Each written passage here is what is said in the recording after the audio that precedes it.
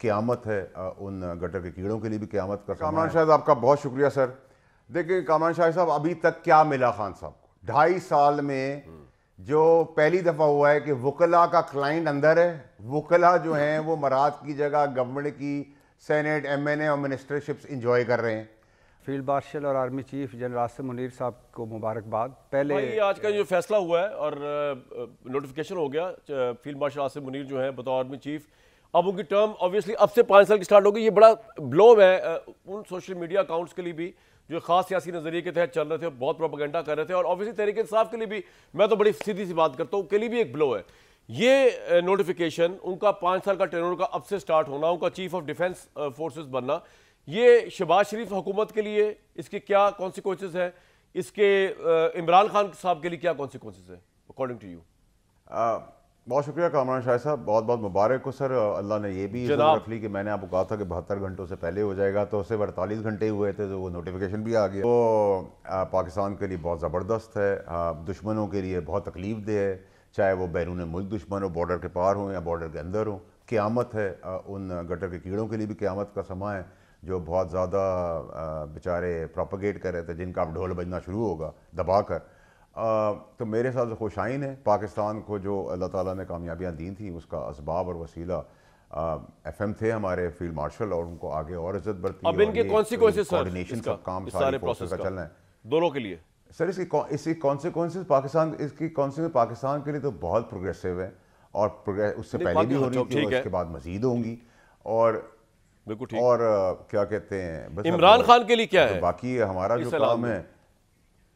Sir देखिए, इमरान खान के लिए सर इस ऐलान में तो कुछ नहीं, उनकी पार्टी को बहुत तकलीफ ज़रूर हुई होगी कि वो डिफ़ॉल्ट चाहते थे, वो चाहते थे मुल्क में एक अदम इस्तेमाल आ जाए, फ़ौज को लोग गालियाँ दें, वो जंग हार जाएँ, वो सब कुछ करें।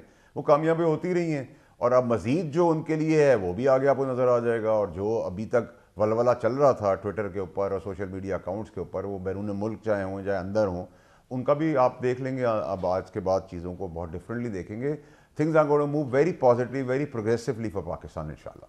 बहुत तकलीफ दे है लोगों के लिए, दुश्मनों के लिए, लेकिन हमें बहुत खुशी है। भट्टी साहब, नोटिफिकेशन हो गया, इस पर बहुत रूमर्स, बड़ी वो सोशल मीडिया पर हरदस्तराई हुई।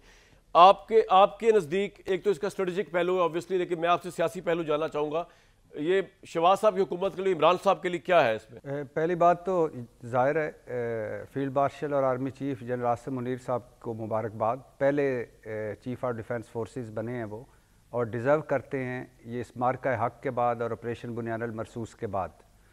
दूसरी बात, ये जो हर्जा सराई या प्रोपेगेंडा है, उसमें ज़ाहिर है पॉलिटिकल एंगल भी था और कुछ यार लोगों की अपनी ख्वाहिशें भी थीं, लेकिन उसमें हुकूमत भी अल्हम्दुलिल्लाह हुकूमत ने भी अपनी नाहली या नालायकी या पता नहीं किस या कोई जो भी बैक डोर पे था, उसने भी उसमें अल्हम्दुलिल्लाह इसको तड़का लगाया। और ये जो दोनों तारड़ बरादरान कह रहे थे ना कि चाय की प्याली में तूफ़ान पैदा किया जा रहा है या खड़ा किया जा रहा है, उन्होंने तो खड़ा किया था लेकिन पैदा किया कर लेते हैं। तो ये चाय भी इन्होंने ही पेश की और प्याली भी खूबसूरत इन्होंने ही पेश की।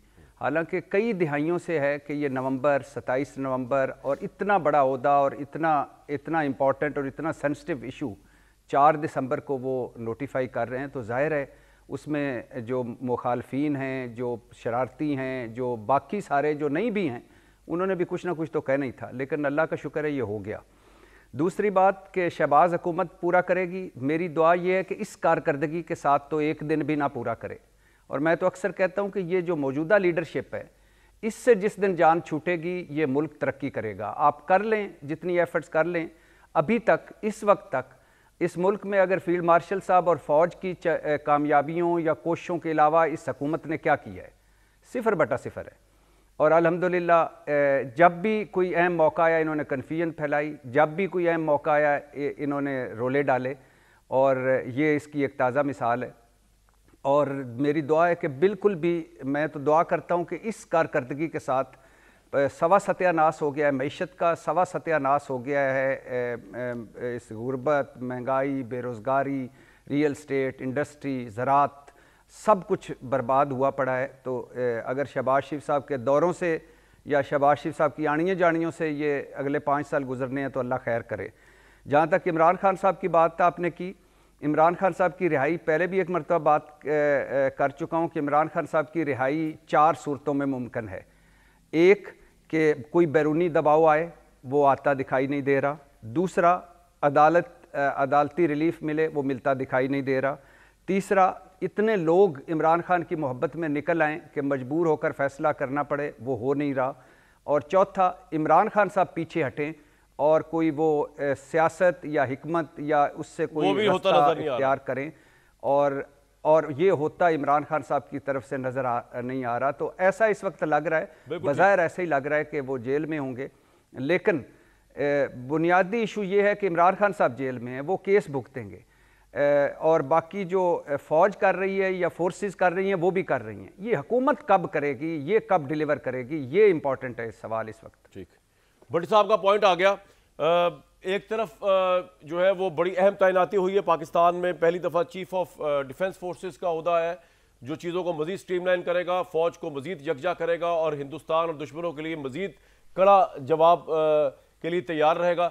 दूसरी तरफ जो है वो हुकूमत ने आज प्रेस कॉन्फ्रेंस की और 2 तारल्स जो थे हमारे वज़रा रिस्पेक्टेड, उन्होंने बताया कि अब इमरान खान को कोई नहीं देख पाएगा, मुलाकातों पर है पाबंदी, और इसकी डिटेल्स क्या है, इसके क्या कॉन्सिक्वेंसेस हैं। इस नोटिफिकेशन के साथ इमरान खान की सियासत और इमरान खान की आगे जितनी भी पॉपुलैरिटी वगैरह का जो भी वो था होराइजन, वो कहाँ तक कामयाब हो पाएगा, या वो कहाँ स्टैंड भी करेगा या पानी की बुलबुले की तरह बह जाएगा। इस पर जरूर बात करेंगे अपने रिस्पेक्टेड पैनलिस्ट से एक ब्रेक के बाद। लेकिन नोटिफिकेशन का मामला जैसे आपने देखा वो तो हो गया हल। अब मामला आ गया इमरान खान साहब पर, जो जेल की पाबंदियां लग गई हैं, उनकी मुलाकातें नहीं हो सकती, वो किसी से मिल नहीं सकते, वो जाना तो चाह रहे हैं एग्रेसिव, लेकिन एग्रेसिव हो नहीं पा रहे। इस पर बात कर लेते हैं अपने पैनलिस्ट से। वाडा साहब, इमरान खान फ्रंट फुट पे खेल रहे हैं, उनके ट्वीट्स, उनकी वज़ीर आला की परफॉर्मेंस, जिस तरह वो अब मुज़ाहमत की तरफ जा रहे हैं। 7 दिसंबर को पेशावर में जलसा हो रहा है, फिर रैलियां होंगी, प्रोटेस्ट होगा। आप किस तरह देख रहे हैं कि इमरान खान अग्रेसिव नहीं हो रहे, उनकी पार्टी अग्रेसिव हो रही नहीं जा रही? कामरान शाह आपका बहुत शुक्रिया सर। देखिए कामरान शाह साहब, अभी तक क्या मिला खान साहब को? 2.5 साल में जो पहली दफ़ा हुआ है कि वकला का क्लाइंट अंदर है, वकला जो हैं वो मराद की जगह गवर्नमेंट की सेनेट, MNA और मिनिस्टरशिप्स इंजॉय कर रहे हैं। बाकी जो जिनको जानते नहीं थे हम पार्टी में, वो आगे आए हुए हैं। पार्टी डिसगंटल है, माल बना रही है, दबा के शोदेबाजी हो रही है, एक्शन हो रहा है। बाकी इमरान खान साहब को क्या मिला? पहले शुरू करते हैं सर कि इमरान खान साहब ने ये ड्रामा शुरू किया जब आज के चीफ उस वक्त के DGI गए उनकी बेगम से रिलेटेड, फरागोगी जो उनकी सबसे ज़्यादा इंपॉर्टेंट थी, और बुजदार और वो शहजाद और इस टाइप के जितने भी लुटेरे थे जो सबसे ज़्यादा इंपॉर्टेंट थे, फ्रंट लाइन में थे, उनकी दास्तान लेके गए तो उन्होंने उनको हटा दिया और कहा उनको कंटिन्यू करो।